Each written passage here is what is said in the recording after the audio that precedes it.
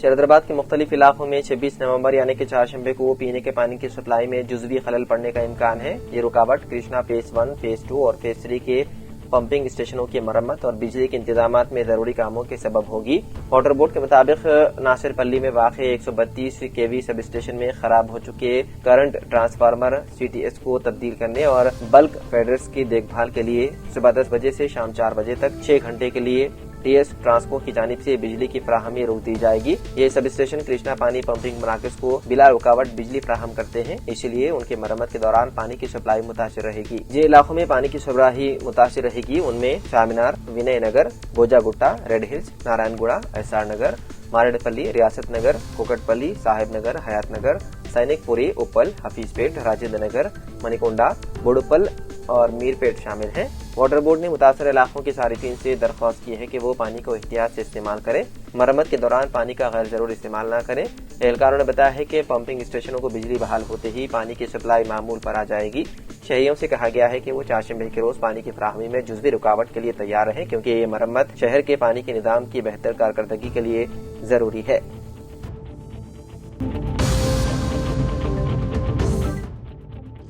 AICC की हिदायत के मुताबिक तमिलनाडु के वेलपुरम नॉर्थ जिले में संगठन सरिजन अभियान प्रोग्राम के तहत मैलम असेंबली हलके, वालम ब्लॉक और ओलकुर ब्लॉक सतह पर अहम इजलास मुनक्किद किए गए। इस सिलसिले में पार्टी के सीनियर कायदीन, ब्लॉक और मंडल कांग्रेस नुमाइंदगान की आरा हासिल की गई। जिले सतह के उन इजलासों में कांग्रेस पार्टी के मुख्तलिफ विंग्स के जिम्मेदारान और मुकामी कायदीन ने बड़ी तादाद में शिरकत की।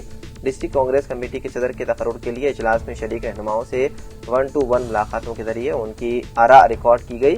ये अमल DCC तकर्रुरी के लिए मुकर्ररा मुबस्सिर MLC डॉक्टर बालमूर वेंकट की निगरानी में अंजाम दिया गया। MLC डॉक्टर बालमूर वेंकट ने कहा कि पार्टी हाईकमान की जानिब से दी गई रहनुमा हिदायत की रोशनी में तमाम पहलुओं का तफसीली जायजा लिया जाएगा और इस सिलसिले में मुकम्मल रिपोर्ट पार्टी आला क़ियादत को पेश की जाएगी।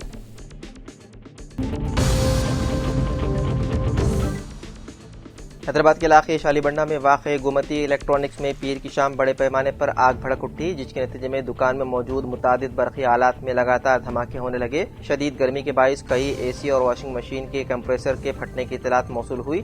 आग लगते ही घना धुआं और बुलंद शोले पूरी इमारत में फैल गए, जिससे इलाके में घबराहट पैदा हो गई। फायर ब्रिगेड के अमले ने फौरी तौर पर मौके पर पहुंचकर आग पर काबू पाने की कोशिश की और आग को करीबी दुकानों और रिहायशी इमारतों तक फैलने से रोकने की कोशिश की गई। सूरत हाल की संगीनी के पेश नज़र पुलिस ने चामिनार चंद्रानगुट्टा में रोड को आर्जी तौर पर बंद कर दिया और ट्रैफिक को मुतबादिल रास्तों की तरफ मोड़ दिया। ये सड़क पुराने शहर के मसरूफ तरीन शाहराहों में शुमार होती है। बताया गया है कि इस हादसे में एक शख्स की मौत भी हुई है और 5 दीगर जख्मी भी हुए हैं। पुलिस मसरूफ तहकीकात है।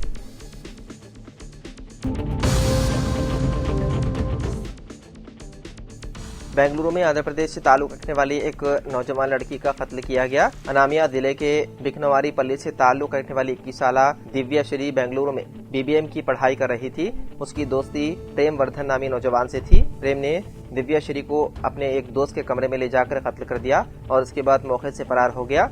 पीर की सुबह जब प्रेम का दोस्त अपने कमरे में गया तो दिव्या श्री की नाश नजर आई, जिस पर उसने फौरी पुलिस को इत्तला दी।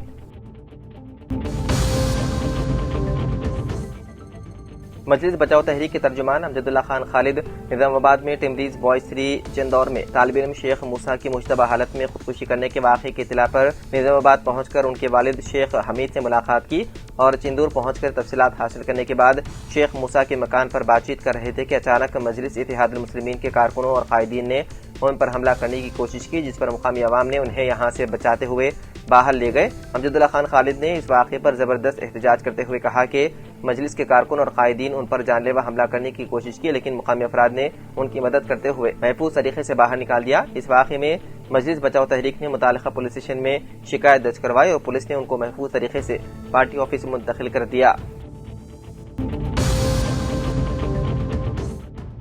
सनतनगर में वाक़े ESI अस्पताल में पीर के रोज एक संगीन हादसा पेश आया, जब इमारत की मरम्मत के दौरान सेंटरिंग का आर्जी ढांचा अचानक गिर पड़ा। इब्तिदा इत्तलात के मुताबिक मजदूर अस्पताल की इमारत में रिनोवेशन का काम कर रहे थे कि इसी दौरान सेंटरिंग का सिस्टम टूटकर मुनहदिम हो गया। हादसे के नतीजे में कई मजदूर नीचे दब गए और शदीद जख्मी हो गए। जराये के मुताबिक 5 मजदूरों को शदीद चोटें आई है। موقع پر موجود اسٹاف اور دیگر کارکنوں نے فوری طور پر زخمیوں کو باہر نکال کر اسپتال منتقل کیا۔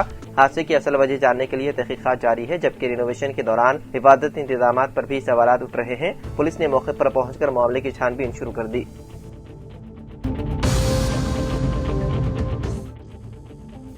وزیر اعلیٰ ریونت ریڈی نے کہا ہے کہ آئندہ 2-3 دن میں گرام پنچایت انتخابات کے لیے نوٹیفکیشن جاری ہوگا۔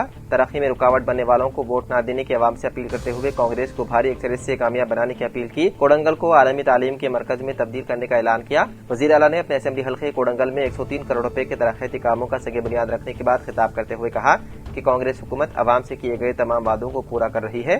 اپوزیشن جماعتیں تعمیری رول ادا کرنے کے بجائے ترقیاتی کاموں میں رکاوٹیں پیدا کر رہی ہے۔ آنے والے گرام پنچایت انتخابات میں عوام ایسی جماعتوں کو سبق سکھائیں اور ریاست کو ترقی دینے، عوام کی فلاح بہبود کے لیے کام کرنے والی کانگریس پارٹی کو بھاری اکثریت سے کامیاب بنائیں۔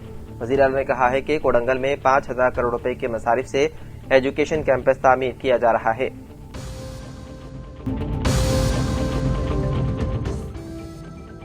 تلنگانہ بالخصوص شہر حیدرآباد میں ترکاری کی قیمتوں میں اضافے نے شہریوں کو پریشان کر رکھا ہے اور ترکاریوں کی قیمتوں میں ہونے والے اضافے کے نتیجے میں عوام کی جیب پر منفی اثرات پڑنے لگے ہیں۔